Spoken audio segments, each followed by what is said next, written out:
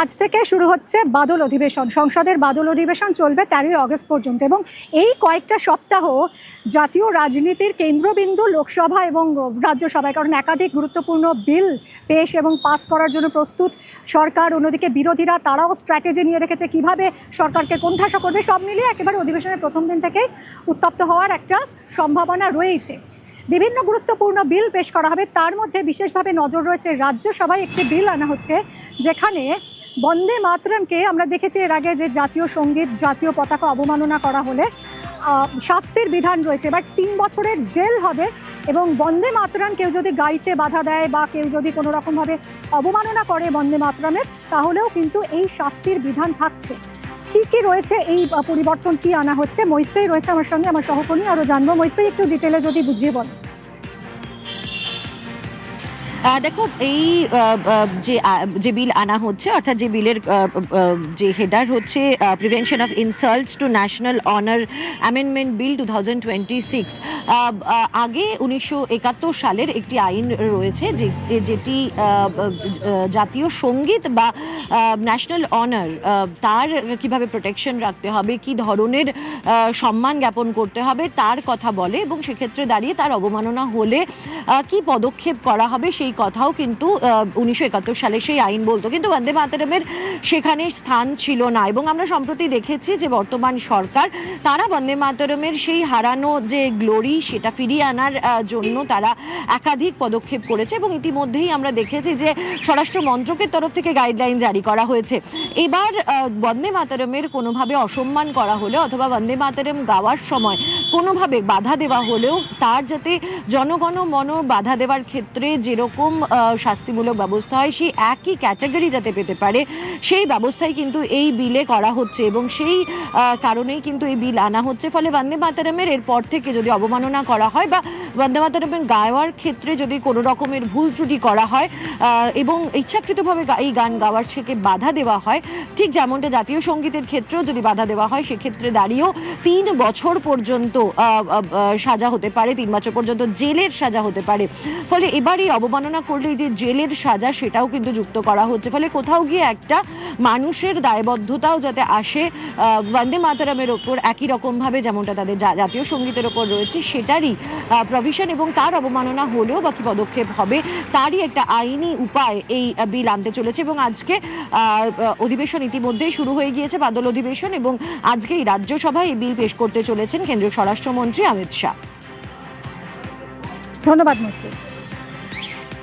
আমাদের fundamental duty জাতীয় সঙ্গীতকে জাতীয় গানকে সম্মান দেওয়া। আমাদের রাজ্যে তো গুন্ডা দমন আইন ছিল, তারপরে তো গুন্ডামি হয়েছে, তাই রাজ্য সরকারকে নতুন করে গুন্ডা দমন আইনে কিছু সংযোজন করতে হয়েছে। তেমন ওই যে 1971 সালের আইন, সে আইনে নিশ্চয়ই কিছু সংশোধনের কথা ভাবছে যাতে করে জাতীয় গানকে ভারতবাসীর প্রত্যেকটা 140 কোটি ভারতবাসী ধর্ম জাতি বর্ণ নির্বিশেষে তারা যাতে মান্যতা দেয়, সম্মান দেয়। যারা নিজের দেশে জাতীয় গানকে জাতীয় সঙ্গীতকে সম্মান করে না তারা কি দেশকে সম্মান করবে? এটা একটা চ্যালেঞ্জ, এটা একটা সাধু প্রস্তাব, সাধু উদ্যোগ। ধন্যবাদ জানাচ্ছি। রাজ্যের সরকারি শিক্ষা প্রতিষ্ঠানে বাধ্যতামূলক করা হয়েছে বন্দে মাতরম, আর এই নিয়ে কড়া বার্তাও দিয়েছেন মুখ্যমন্ত্রী শুভেন্দু অধিকারী।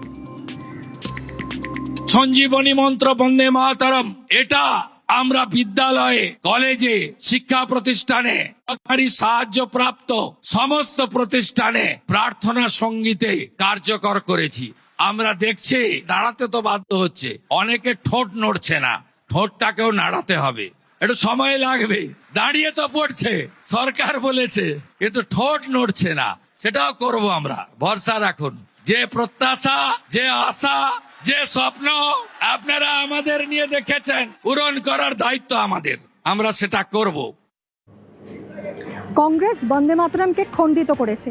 বন্দে মাতরম খণ্ডিত না হলে দেশভাগ হতো না, মন্তব্য বিজেপি সাংসদ শ্রমিক ভট্টাচার্য। অনেক আগে এর মর্যাদা পাওয়া উচিত ছিল। সারা ভারতবর্ষের স্বাধীনতা আন্দোলন, সারা ভারতবর্ষের সাংস্কৃতিক জাতীয়তাবাদ যে মন্ত্রে উদ্দীপ্ত হয়েছিল, স্বাধীনতার পর উপযুক্ত মর্যাদা পায়নি। কংগ্রেস বন্দে মাতরমকে খণ্ডিত করেছে। বন্দে মাতরম খণ্ডিত না হলে দেশটাও খণ্ডিত হতো না। জাতীয় সঙ্গীত জাতীয় প্রতীক নিয়ে মজা করার অধিকার কারও নেই, না মানলে পদক্ষেপ করা হবে, মন্তব্য রাজ্যের পঞ্চায়েত ও গ্রামোন্নয়ন মন্ত্রী। এটা কম্পালসারি করা উচিত, কারণ জাতীয় পতাকা থেকে জাতীয় সঙ্গীত, জাতীয় প্রতীককে নিয়ে এখানে অনেক হাসি মজাক করা হয়। সে অধিকার কারো নাই, রাষ্ট্র সর্বোপরি, এটা আমাদেরকে শেখাতে হবে। আর যে মানবে না তার জন্য আইনি ব্যবস্থা হবে। জাতীয় সঙ্গীত ও জাতীয় স্তোত্র গাইতে কারো বাধা থাকতে পারে না, মন্তব্য সন্দীপন সাহার।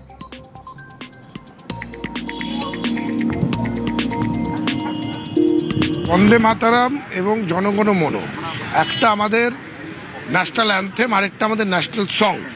এবার এই দুটোর সমর্থনে যদি বিল আনা হয় এবং সেই বিল পাস, আমরা তো ইতিমধ্যে বিধানসভাতে বন্দে মাতারামও করছি, জনগণ মনও করছি। একটা ন্যাশনাল অ্যান্থেম, একটা ন্যাশনাল সং, তো এটা গাইতে তো কোথাও কোনো কারোর বাধা বা অসুবিধা থাকতে পারে না। বিজেপিকে নিশানা করেছেন অধীর রঞ্জন চৌধুরী।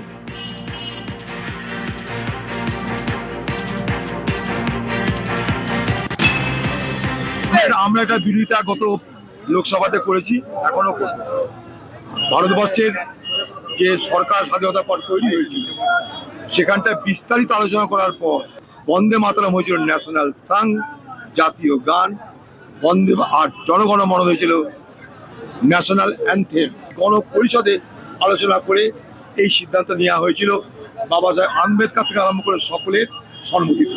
সেটাকে জোর করে বদলে দিয়ে নতুন করে বিজেপি তার আইডিওলজিক্যাল ভাবনাকে, তার আদর্শগত চিন্তাকে যদি মানুষ চাপিয়ে দেয়, এটা একটা সাংবিধানিক অন্যায় হবে। তবে এই বিলে আপত্তি জানিয়েছে সিপিআইএম সাংসদ জন ব্রিটাস। তিনি এর আগে অমিত শাহকে চিঠি দিয়েছেন আর এবার রাজ্যসভায় নোটিশ দিয়েছেন। আর এই নিয়েই কথা বলবো মৈত্রীর সঙ্গে। মৈত্রী, আপত্তির জায়গাটা কোথায় সিপিআইএম এর? দেখো, সিপিআইএম এর রাজ্যসভার সাংসদ জন ব্রিটাস, তার বক্তব্য হচ্ছে জনগণমন এবং বন্দে মাতরম এই দুটোর ক্ষেত্রে একই রকম নিয়ম হতে পারে না। তার কারণ জাতীয় সঙ্গীতের একটি আলাদা মর্যাদা, সেটা রাখা দরকার এবং সেটা রাখা উচিত। একই সঙ্গে তিনি এটাও উল্লেখ করেছেন যে বন্দে মাতরম কিভাবে গাওয়া হবে তার জন্য কাউকে বাধ্য করা হতে পারে না। এর আগে যখন বন্দে মাতরম নিয়ে গাইডলাইন প্রকাশ হয়েছিল তখন সর্বোচ্চ আদালত তারাও এটা উল্লেখ করেছিল যে বন্দে মাতরমের ক্ষেত্রে যে গাইডলাইন জারি করা হচ্ছে তাতে কোনো সমস্যা নেই। তার কারণ এক্ষেত্রে এই বন্দে মাতরম গাওয়ার ক্ষেত্রে বা এই 6টা স্ট্যান্জা গাওয়ার ক্ষেত্রে কোনো ভুল হলে তার পিছনে কোনো শাস্তিমূলক ব্যবস্থা নেই এবং এবার কেন্দ্র সরকার সেটাই করতে যাচ্ছে। ফলে সেই জায়গায় দাঁড়িয়েও কিছু বাধা নিষেধ থাকা উচিত এবং সেই কারণেই তিনি আপত্তি জানিয়ে গতকাল চিঠি লিখেছিলেন এবং সেই চিঠি অমিত শাহকে দেওয়ার পর আজকে তিনি নোটিশ দিয়েছেন রাজ্যসভায়, যাতে এই বিলের ইন্ট্রোডাকশনের বিরোধিতা করে নোটিশ দিয়েছেন সিপিআইএম এর রাজ্যসভার সাংসদ জন ব্রিটাস। মিমি, ধন্যবাদ মৈত্রী। এদিকে খেলা